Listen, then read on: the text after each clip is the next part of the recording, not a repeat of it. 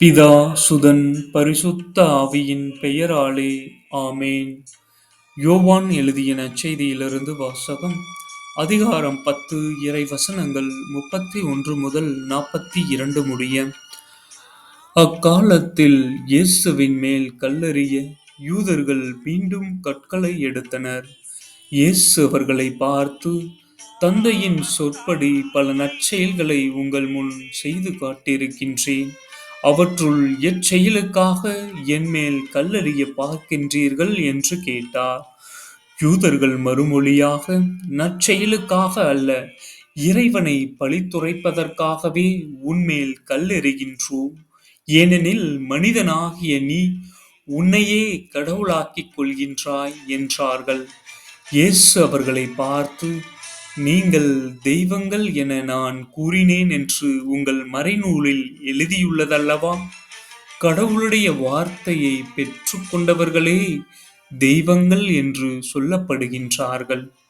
மறைநூல் வாக்கு என்றும் அழியாது. அப்படியானால் தந்தையால் அர்ப்பணிக்கப்பட்டு அவரால் உலகிற்கு அனுப்பப்பட்ட நான் என்னை இறைமகன் என்று சொல்லிக் கொண்டதற்காக இறைவனை பழித்துரைக்கிறாய் என நீங்கள் எப்படி சொல்லலாம்? நான் என் தந்தைக்குரிய செயல்களை செய்யவில்லை என்றால் நீங்கள் என்னை நம்ப வேண்டாம். ஆனால் நான் அவற்றை செய்தால் என்னை நம்பாவிடிலும் என் செயலையாவது நம்புங்கள். அதன் மூலம் தந்தை என்னுள்ளும் நான் அவருள்ளும் இருப்பதை உணர்ந்து கொள்வீர்கள் என்றார். இதைக் கேட்டு அவர்கள் அவரை மீண்டும் பிடிக்க முயன்றார்கள். ஆனால் அவர்கள் கையில் அகப்படாமல் அவர் அங்கிருந்து சென்றார். யோர்தானுக்கு அப்பால் யோவான் திருமுழுக்கு கொடுத்து வந்திருந்த இடத்திற்கு இயேசு மீண்டும் சென்று அங்கு தங்கினார்.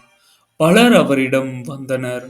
அவர்கள் யோவான் அரும் அடையாளம் எதுவும் செய்யவில்லை. ஆனால் அவர் இவரை பற்றி சொன்னதெல்லாம் உண்மையாயிற்று என பேசிக் கொண்டனர். அங்கே பலர் அவரிடம் நம்பிக்கை கொண்டனர். இது ஆண்டவரின் அருள்வாக்கு. இறைவா, உமக்கு நன்றி.